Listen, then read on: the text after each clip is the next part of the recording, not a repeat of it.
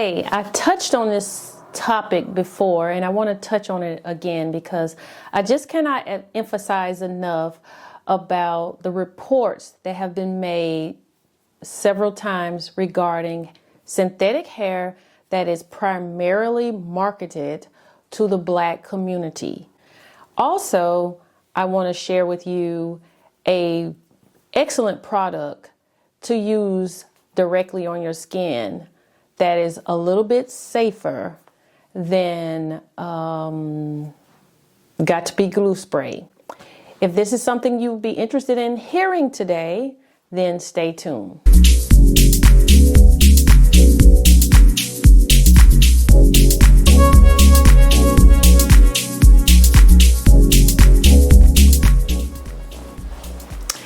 All right, guys, so thank you for tuning in. So I'm going to jump right into the subject at hand. I'm going to talk about two things today. And I know, hence the title, you probably came here because you wanted to hear about the dangers of synthetic hair. Now, I'm going to go right into this and then I'll give you my opinion at the end. So I'm going to be looking over at my notes every once in a while just to keep me on the subject. All right, so basically there have been many reports about the concerns of synthetic hair that is primarily marketed to the Black community. Now there is synthetic hair in different shades, but the majority of the people that are in the brown community, I say Black in the title just because I know that that is something that is more relatable, but I don't like to really refer people of color as Black because that's not Black. That looks brown. But anyway, I digress. I've spoken about this before, but I just want to touch on it again, and I'm going to share a video with you. There is a new health warning this morning about synthetic hair used in popular protective styles like braids and extensions. I'm not going to play the entire video on my channel,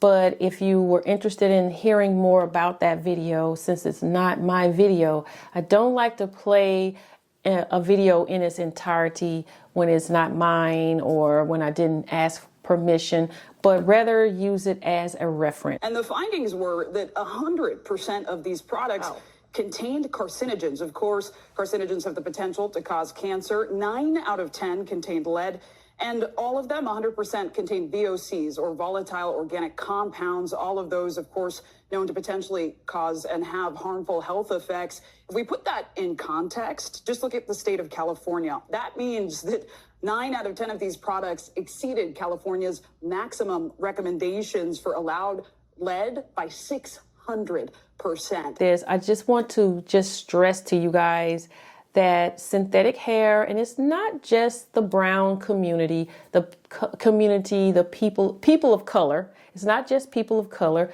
There are other ethnicities that wear synthetic hair, but this hair is primarily targeted to us. And Consumer Reports is asking the FDA to investigate very quickly what happens next. Yeah, so Consumer Reports actually has launched a petition urging the FDA for stricter regulations on synthetic hair fibers. Right now, as I mentioned, those do not exist. Of course, Health and Human Services Secretary Robert F. Kennedy just instated last month, so it remains to be seen what his stance will be around some of these issues, but a lot are pushing and hoping for change, guys. All right, Zinkley, thank you so much. Good to have you with us. But for those of you who've gotten your hair braided at home with your mother, your aunt, your grandmother, most likely a long time ago, at least back in my generation, you didn't add hair with it. You just braided your own hair.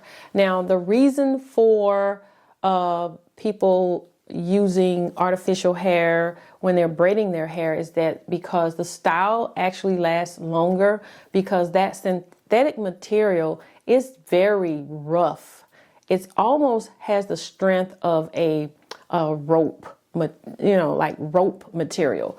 So with that in mind, it is locking around your hair much tightly, so it's holding your hair in place a lot longer so that your style will last longer. And that's nice and everything, but why do you want to do that with the understanding? Once you get the information and you know, then there's no other excuses. And I know there are going to be some people that will leave messages or leave comments to explain to me all of these long laundry list of other things that are also harmful to our health. And yes, indeed it is. But when you get educated, there's an old saying, an old wise saying is that when you become wiser, you become better and knowledgeable, right? So once you know, there's no excuses. If you do that harmful thing afterwards, then it's just all on you. But the information was provided to you. So, yes. So there are a lot of things I've read in comments that, human hair wigs are dangerous too.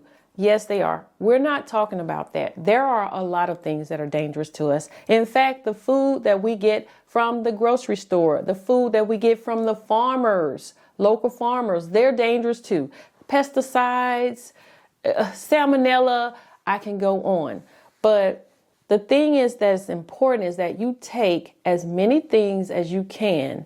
Every time you make a step into a better direction, at least for the betterment of your health, you are doing one thing to at least extend your life a little bit longer or make your life a lot easier while you're here.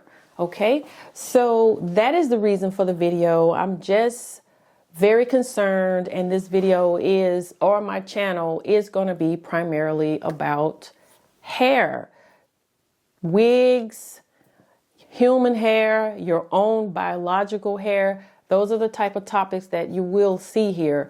I'm almost